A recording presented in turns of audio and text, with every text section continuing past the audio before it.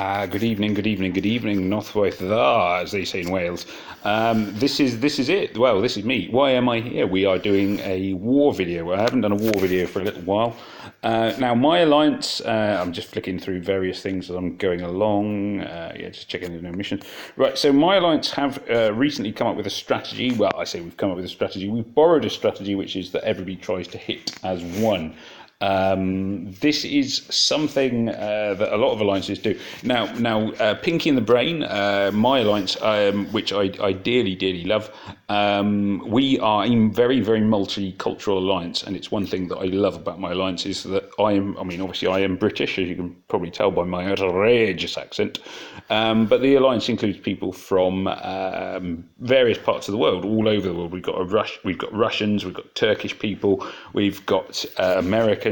We've got people from, I'm pretty sure somebody's from New Zealand. They may have gone, I lose track a little bit. But basically, we've got somebody from, we're pretty multicultural. We're spread mainly, admittedly, between Europe and North America. But there are people from all over in the alliance, and it's wonderful. And I love that we are that we are a multicultural alliance. Now, the downside to it is it makes it quite tough for us to do one of the strategies in war, which is what they call, which is what you would basically view as like a rush attack. A rush attack generally means where everybody attacks in one single massive sweeping move. And what we've been trying to do is when there is about 3 hours left to go, we do a rush attack. Now, it doesn't always work because some of our players are all over the place and they have to attack when they are ready. So you can't necessarily all do it, but that's what we do. That's how it goes. And certainly we've fought alliances where it really works really well. Everyone attacks in one massive wave. You basically just keep resetting the board as many times as you can. You concentrate on the weaker teams where you can get easy points. That tends to be how it goes, and it's proven really good. Which is So as I mentioned, ideally I would have done this attack about an hour and a half ago, because we have said, right, 3 hours before the end of the war will be our attack time. But I missed the time. The reason I missed the time was because I was busy with real life stuff. Real life stuff does rather get in the way. 13 Neugierige. They appear to be German, which is weird because they've got a British flag under their skull. Why? I don't know. Anyway, so it's a German team flying a British flag, but there we go. So as you can see now in general terms, they have not colour stacked their tanks, which I'm not going to lie is just stupid. If every single war we fought, basically we have learned that whoever colour stacks their tanks, it gives you a big advantage. Now, they do have a lot of very strong teams, which is presumably why they've risked it. But for them, I would say, colour stack your tanks. If you all go for blue tanks or yellow tanks, it does tend to be blue and yellow for various reasons. Sometimes purple, but mainly blue and yellow. It would count in your favour. Anyway, so here we are. Let's not dwell on this. So here is Struppy. Struppy has obviously gone down the route of a yellow tank, and when I'm facing a yellow tank, I will go from my purple attack team. This is not in any way to say that this is necessarily going to work out in my favour. However, it is my sort of standard, attacking a purple team. So I've got two snipers in the form of Demisha and Liana. I've got Kirill as healer and booster. Proteus, who is invaluable. If you are lucky enough to have drawn Proteus from Season 2, he is awesome. Hell is the other equivalent of him, who's the 5-star equivalent, who's even better, but there we go. I've never obviously seen it. And Quintus, who's there to add a bit of oomph to my purples. So we're going to hit fight. Like I say, I tend to go with a 3-1-1 attack strategy. 3 of the colour that's strongest against tanks, and then 2 others. I don't like to limit myself too much. So immediately I can look at this screen where there's an obvious 5 in a row purple. Straight into the tank. There we are. She's still alive, but let's be honest, that isn't going to last. Boom. I know there I could have potentially gone down the route of going for my 5 in a row blue, which I didn't do, but there you go. it seemed to me it made more sense to just set off the purple tiles. Quintus going in here. Quintus, let's go for what's his face. What's your name? Richard? No, it's not Richard. Thorn. Sorry, Thorn. I mean, Thorn's okay. He's one of the. I say he's okay. He's one of the worst 5-stars in the game because he doesn't have any extra specials to his skill. He's like any 5-star. He's relatively tough. He'll do a reasonable amount of damage, but he is not. He's just not amazing. Really. I'm going to target this at my Liana is going to target them. Basically, I'm looking at it and sort of as I do with any raid or any attack. I'm just going through it and going, right. These guys. Here's a weak guy. Let's finish them off. Let's finish them off, etc., etc., etc. They are now at the point they have 2 healers left. Well, 2 healers could be annoying, given my. It's arrow attack. There we go. Given my overall preponderance, I would say that I am going to whomp them. It's just a matter of time. It may take me a little bit of time just to get the oomph together to actually finish these guys off. Because there we go. We've got the oomph together now. The oomph is technical terms for saying these like a few heroes ready to finish them off. And there we are. So as ever, I like to. Seriously, what I mean. The revive skill is really annoying. I'm not going to lie. It does seem to happen. There he's dead again. Either the poison is killing him, so literally he pops up and goes ooh, and then he dies again. It's very, very annoying, the revive skill, and for some reason it never seems to favour me when my heroes are the attacking ones who have that special skill from their what do we call it? Thinking. What's the word? Their attack. Their talent emblems.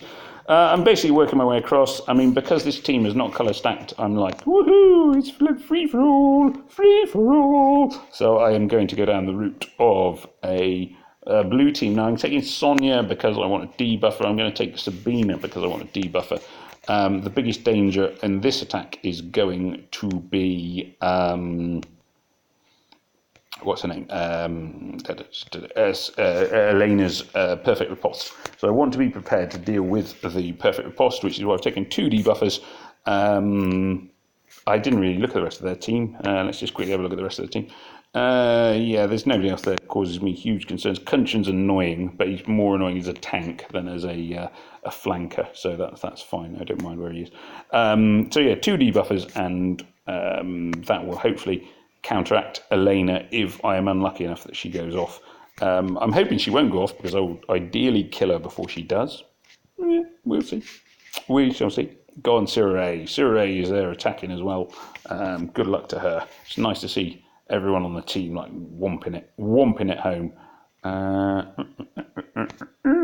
This isn't gonna finish off Elena. However, this hopefully will. If I blow up this green like face thing, there we go. That's it. So that's cleared me a little bit of space. I'm going to do this. Hopefully, get Sabina ready. Get a bit of healing going. No, not quite. Oh, it's going to be one of those. It's going to be one of those where you just not quite got the mana to just tip them over the edge. Magni will go off. Boom. Ooh dear. Luckily, phew. I was worried then that I was going to lose my Sonya. I mean, obviously, it would not necessarily have been a disaster losing Sonya, albeit that I would rather that as many of my heroes are alive for as long as possible, because that tends to be the key thing. Now, what's her name? Isania going off, doing a ton of damage. Isania is great. I like Isania a lot. Her mana is slow, which is annoying, but she does do a lot of damage, puts their shields down, and then basically makes it to the point where you can,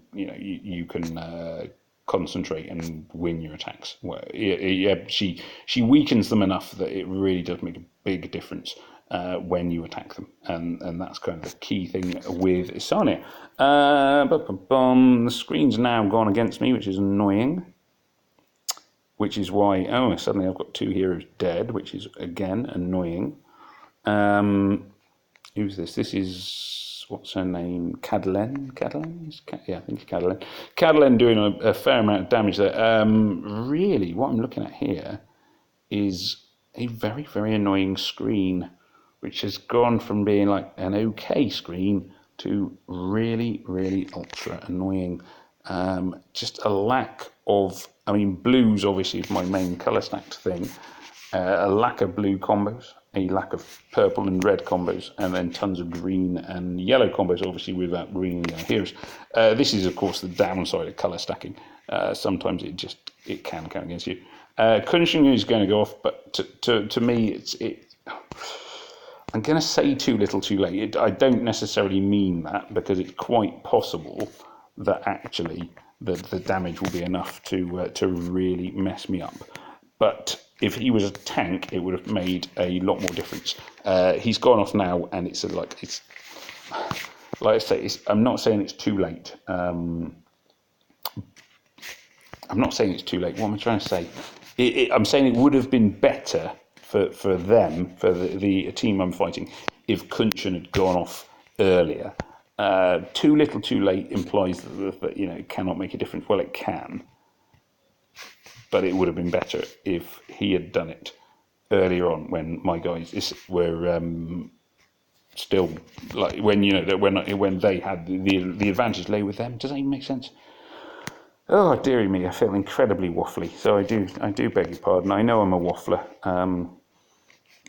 Somebody very kindly put on one of my YouTube videos that I talk far too much and don't explain things, that it takes me like 100 words to say something which only needs 10 words to say it. And yeah, no, I'm sorry, I am aware that I do that. I like to think it's part of the charm of my videos, but whether it is or not. But basically, yeah, as I sort of say with any kind of raids, any kind of wars, any kind of things like that, it's being systematic. It's not going down the most obvious route and what have you. Is like thinking about your moves and everything else. Now I'm going to go next for Dr. Andrej. Dr. Andrej.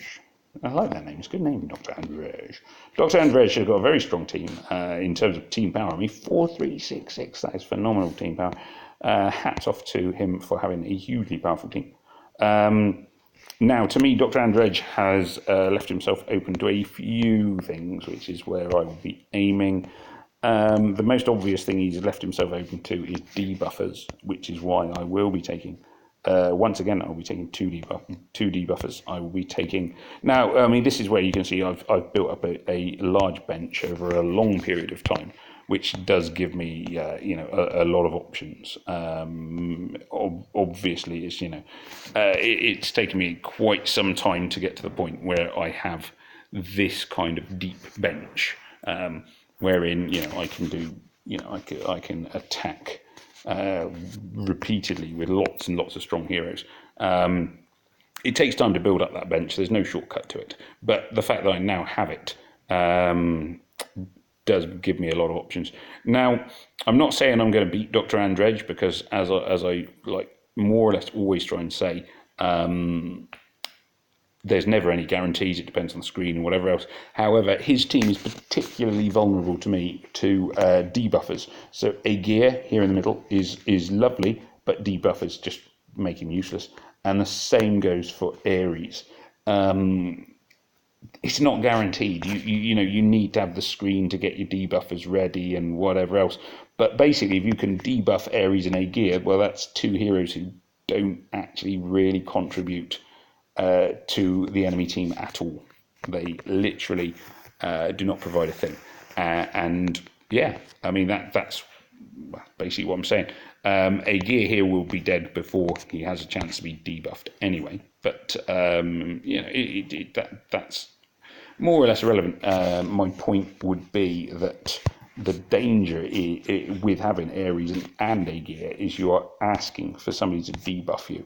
And anybody who really knows what they're doing will take two debuffers and make sure that neither of those heroes really get to act to their maximum potential. That's my personal view. As I say repeatedly, it does not mean that what I'm saying is right or that I'm going to win. it's just to me that is a weakness to which that team has, like, what do we call it, predisposed themselves. Would that make sense? Is that a good word? Predisposed? Possibly. Who knows?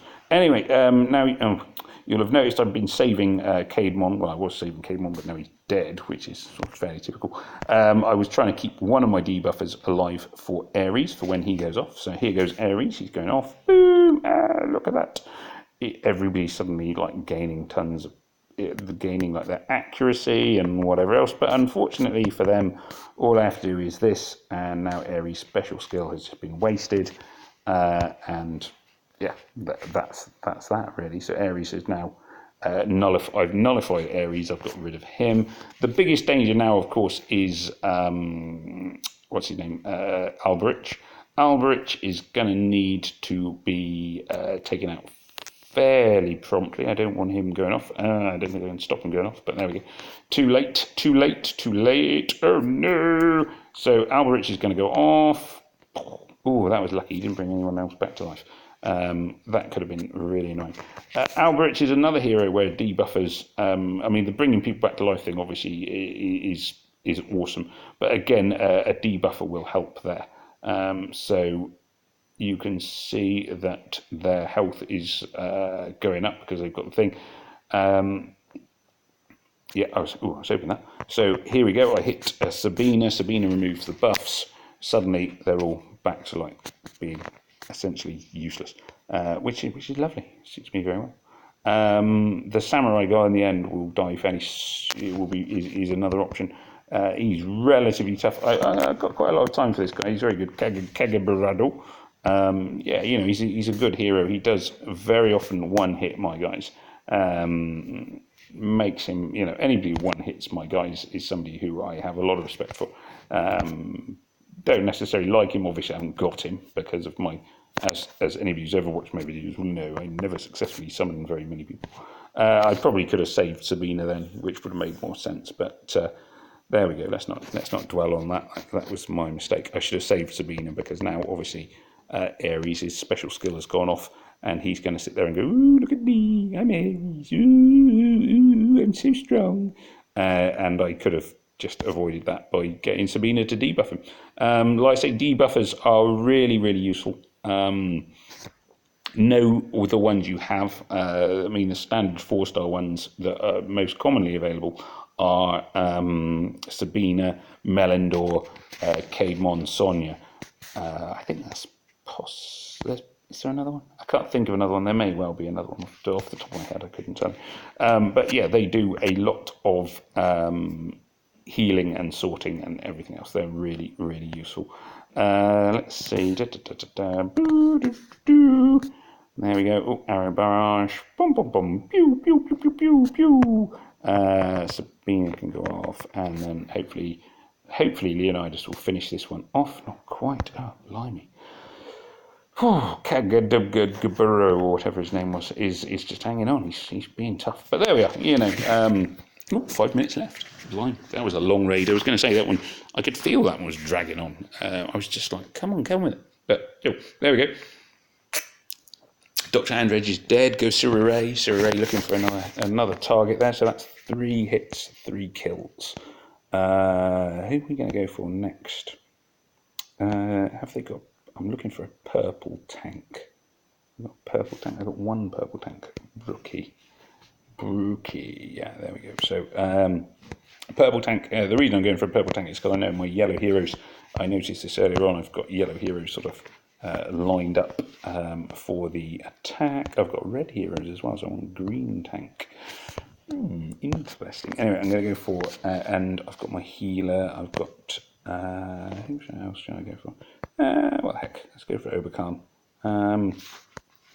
Let me just check the enemy info. Yeah, yeah, I would have thought this is a reasonable option for these guys. I mean, as I should say with anyone, as I repeatedly say, you can never guarantee a win. With the right screen and the right heroes, you can beat anyone, and vice versa. You can lose to everyone as well. So here we go. Let's see, Brookie.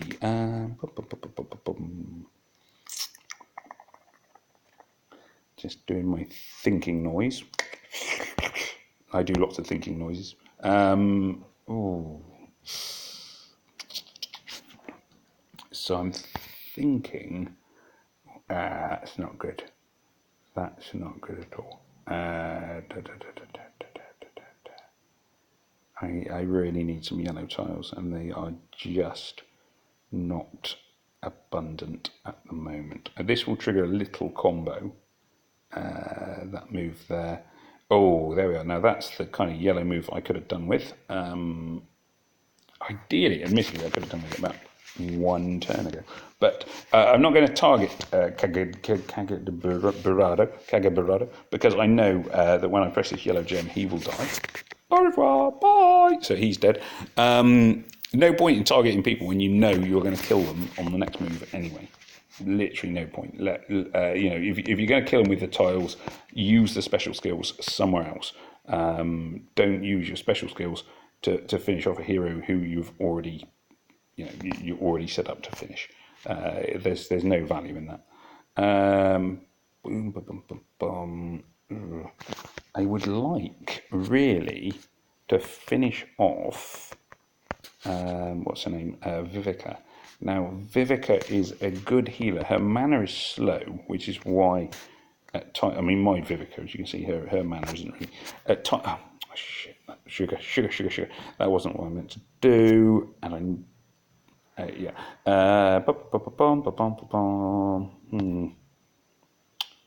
Blues. Yeah.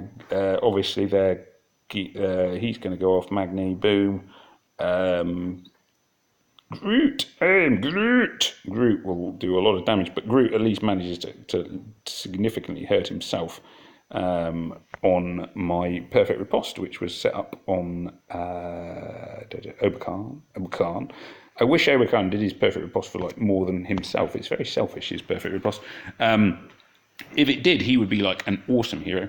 As it is, he's just kind of like okay, and I mean that's about all you can say for him, really. He's okay, a bit disappointing.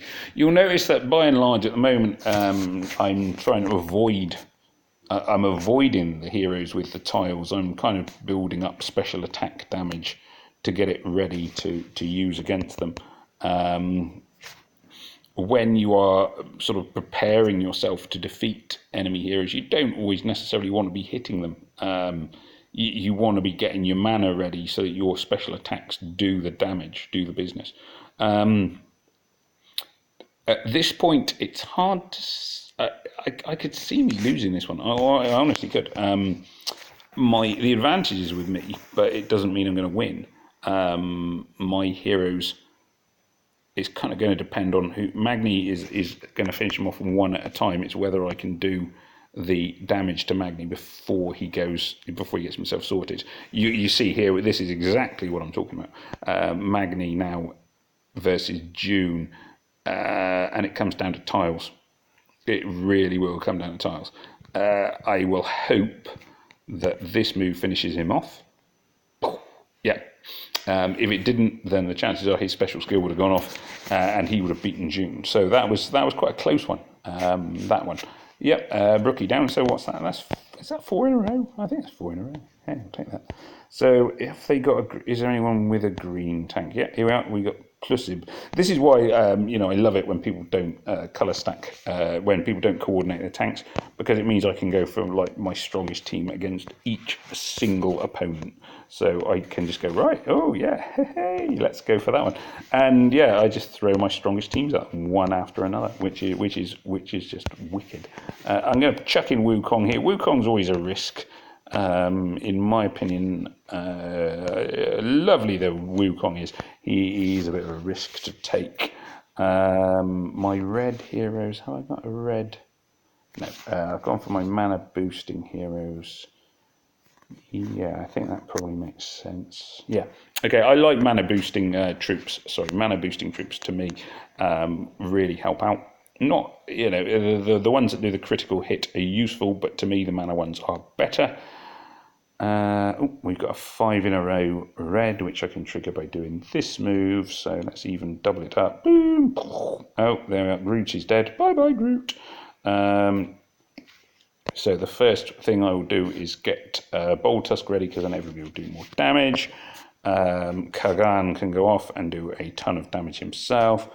What's the name? Aslar can go off and set everybody on fire. The chances are Magni and what's his name? Rigard will burn to death, so I probably don't even need to worry about them now. As long as if I avoid giving Rigard mana, Rigard does, he will potentially like heal himself and remove the fire damage. But basically, if I just let him burn, there we are, he's burned himself to death. Yeah, this should, I would have thought, finish off Magni. This one, I mean, this is the beauty of when the screen goes your way. It's just made it very, very, very easy for me. So that's nice. It's 5 in a row. Yeah, I'll take that. 5 in a row. Woohoo! Boom! Smack-a-lack-a-la. And then it's just a question of, I have 1 attack left. Who am I going to hit? Now, I've used my best teams. I'm not going to lie. I've used my best teams are now all done. It remains to be a bit of like, who is going to be worth going for? I'm going to go for Yves. Now, let me see. Now, the reason I've gone for this particular person is because they have got Ares as a tank. Now, my personal thing is I like Ares as a tank. Now, to attack teams with Ares as a tank. The reason I like to attack teams with Ares as a tank is because if you have a debuffer, he is effectively null and void. He doesn't achieve a great deal at all. So I'm taking 2 debuffers in the shape of Caedmon and Sonia. You'll see now that I am at the point where my team is, I'm not on my strongest team. I'm going to swap Grim in so I have a weakener. So what I have is my ideal sort of standard setup of a booster in the shape of Kirill. He makes my team stronger. A weakener in the sense of Grim, who makes them weaker. A debuffer in the shape of Sonia, and also a debuffer in the shape of Caedmon, both of whom I quite like as snipers, and Chow as an extra sniper, because he's just got the extra talent emblems on him to make him that little bit more powerful, a little bit more oomphy. It's like a balanced team. Again, like I keep saying, there's no guarantee I'm going to win, etc., etc. My team is weaker than theirs. They have a lot more team power than me, blah, blah, blah, blah, blah, blah. But it is trying to make the best of what I have.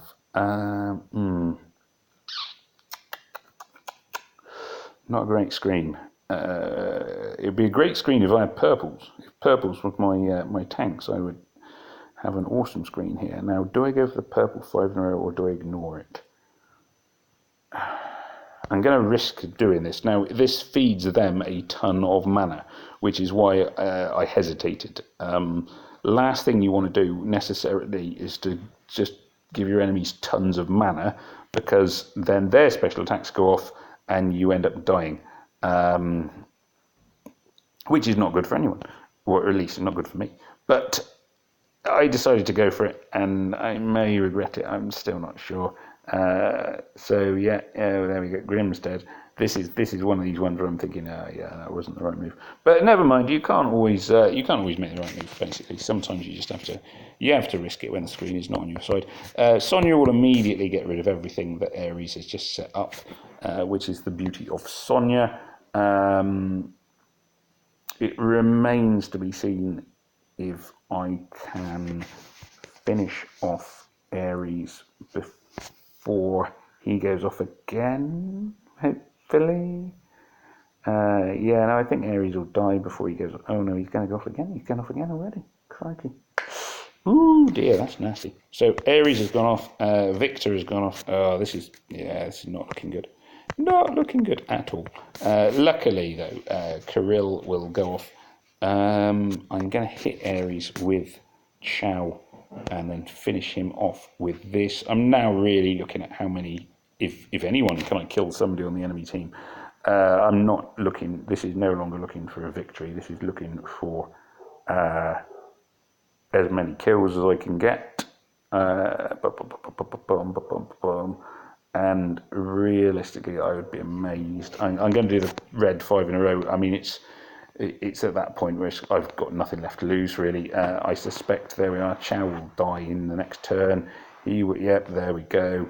Everybody's going to die, so I may as well hit the red gem and just hope I get a really... No, didn't even trigger a combo. There we go. Game over. So that's it.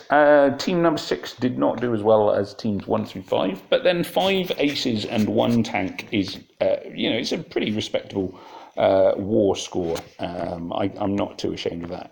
I was down to my last heroes when things went against me.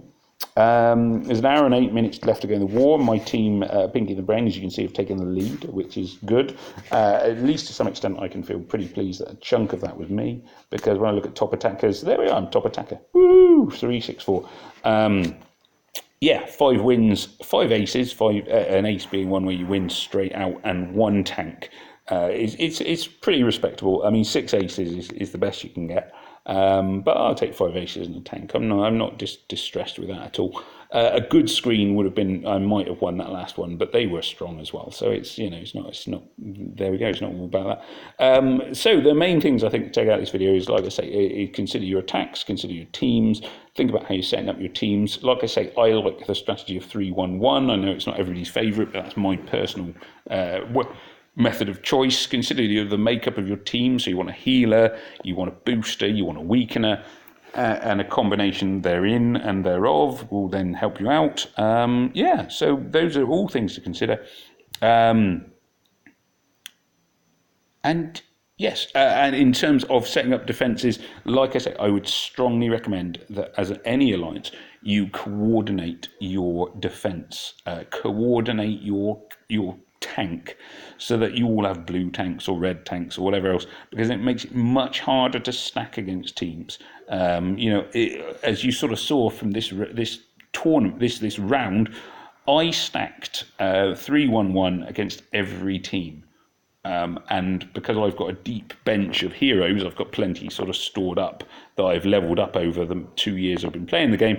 I could do that. I could literally go, right, you're having this. And so every single time I was strong against the tank.